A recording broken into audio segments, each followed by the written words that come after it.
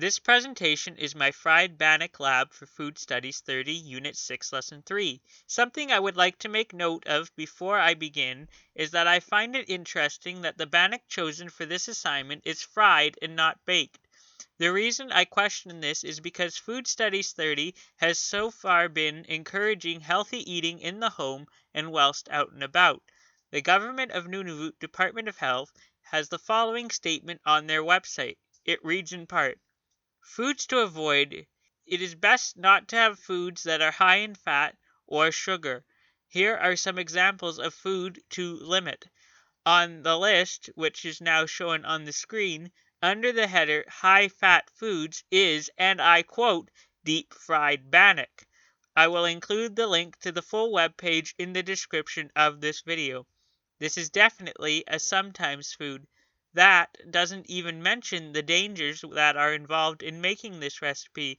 If you want to know how to make fried bannock, the recipe is on the screen now for you to pause and screenshot. However, if you do decide to make this, remember that doing so is at your own risk. I personally suggest that baked bannock may be a healthier and safer alternative. The recipe provided requires the following ingredients: 3 cups sifted flour. I found it interesting when I was taking these photos. I noticed a warning printed on the top of the bag of the flour that reads, "Do not eat raw flour, dough, or batter." This must be Robin Hood's response to last year's recalls that were caused with the E. coli scare, as I have never seen that before on a bag of flour.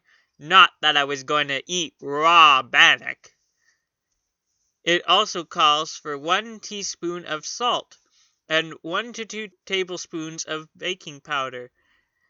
I personally thought it would be good to play it safe, and so I used 1½ tablespoons of baking powder. I would have preferred the recipe to ask for a specified amount instead of a range of measurement. I also needed 1¼ cups of water and some vegetable oil. I used canola oil as that's what we had available in the kitchen. The first step of this recipe is rather confusingly worded. It reads, "Mix half the flour with the remaining dry ingredients." But this is the very first step. So how on earth am I supposed to mix something when there is currently nothing remaining, as there isn't anything in the first place? My mom had to explain this, and it still doesn't make 100% sense to me. If you want me to mix 1½ cups of flour with the salt and baking powder, then the recipe should say just that. In my opinion, recipes should hold your hand and assume you know nothing. I'd rather the recipe tell me something I already knew than to possibly mess it up big time. In this case, as I am mathematically challenged, I didn't know how to figure out what on earth half of 3 was. If it can't be done on my fingers and toes, and I don't have the number memorized, I'm in trouble when it comes to maths. As a result, I couldn't have even asked Siri, which is one of my favorite tools to use for things like calculating math and looking up words in the dictionary, for the answer. Even after Mum tried to tell me how to figure it out, I still don't know how she came to the figure of 1½ or 1.5 in math speak. I would have been up a creek if I were out on my own. This makes me question how I am going to get my math credit. I hope the math teachers at the Sunwest DLC are miracle workers. Anyway, that mini rant aside, here I am sifting the flour.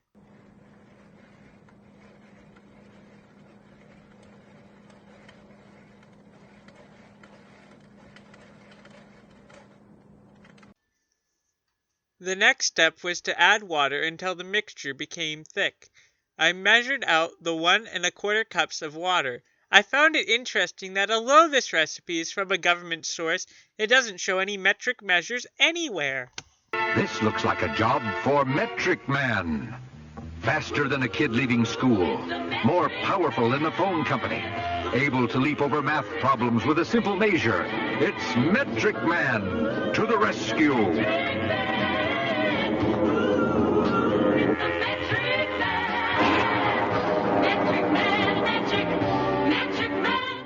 Luckily, I had both measures on the glass Pyrex cup I was using. The comparison used was paper mache paste. This seemed pretty accurate, as I remember covering a balloon with paper mache to make a planet for our model solar system in science class a few years ago. Sadly, the images of that project, if I took any, appear to have been lost to the test of time. The next step was to add more flour until it felt soft like an earlobe. This is a very odd comparison if you ask me. I had to touch my ear and then rewash my hands to remain hygienic, as I hadn't particularly ever thought about what an earlobe felt like. When I first thought of the word earlobes, I immediately thought of a person getting their ears pierced. I decided to skip the next step, which was supposed to be heating the oil until after I had formed my Bannock pieces. This was so I could keep a close eye on the oil, as I didn't want to have this happen in our kitchen. Oh, great fires of London. A damp cloth.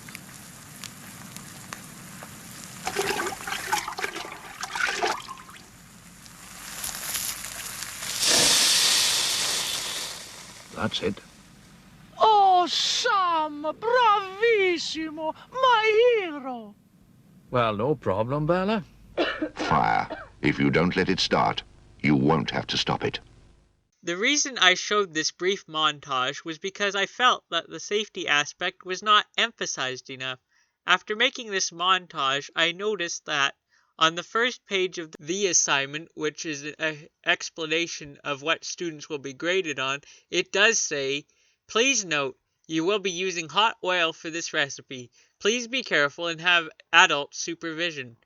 However, as a general rule, I believe most people would only keep the recipe portion. Therefore, I believe that the recipe itself could do with a bold warning. It seems like it may be easy to just think, here's my recipe for fried bannock. I'll make that today, and not think of the proper precautions that should be taken. The National Fire Prevention Association says in 2011 to 2015, U.S. fire departments responded to an estimated average of 170,200 home structure fires that involved cooking equipment per year. Almost half, 47%, of reported home structure fires were caused by cooking. Although that statistic is American and beginning to age, I am sure that it would be quite similar in Canada today. I moved straight on to step 6 and added some extra flour to the counter, and with my hands started forming the dough to approximately the size of my palm. It made exactly 8 portions in total. I don't know why, but I was surprised by this number, as the recipe states 8 servings. I've had times when recipes weren't 100% correct due to various factors such as the size of the item I am making. I got the oil out and put it in the pan and turned up the burner to a medium heat. After a few minutes, I added a drop of water and the oil started to bubble and hiss.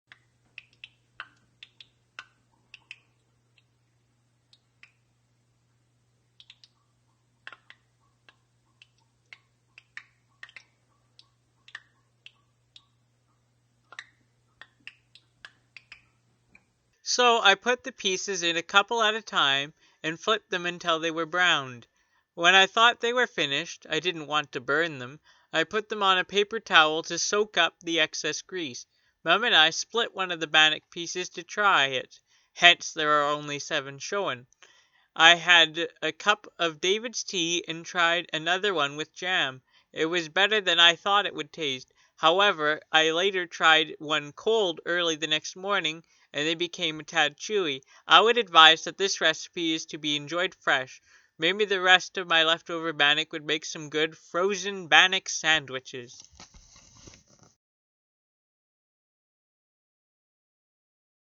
I said frozen bannock sandwiches. What?